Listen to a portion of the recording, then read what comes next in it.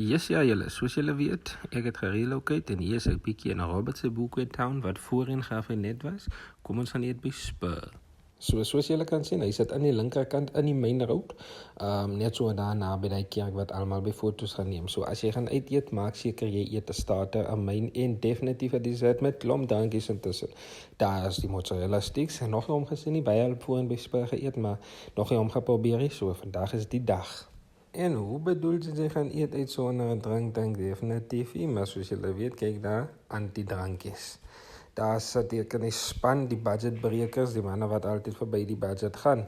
En daar is 'n anti-drink, soos julle kan sien, daar is ek met my double chicken lime, 'n favorite, kinders drink kinderdrankies, hy clear some nonsense. En daar het hy gekom, dit is definitief die kaas, mozzarella sticks, ek kry so 3-4, nog 'n wag vir 'n knife en forkie, ek is daar in met my hande, laat ek kan kyk hoe smaak die ding en hy is lekker.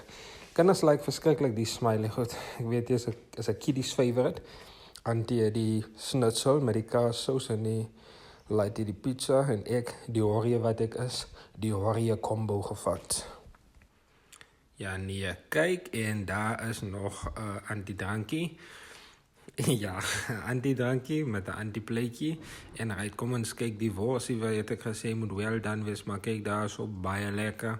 Hy is die tagari, hy is die overcooked, dieselfde met die scarp choppy en dan 'n soet dingetjie van na die tyd. Ek is eintlik altyd 'n broer van waffles en so, but ek het die churro getry en ek het top 'n lekker sous het. Julle kan sien ek het hom gefinito en na toe sy die huis toe gaan top. Ek het baie nuwe goed probeer vir die video. Shap shap.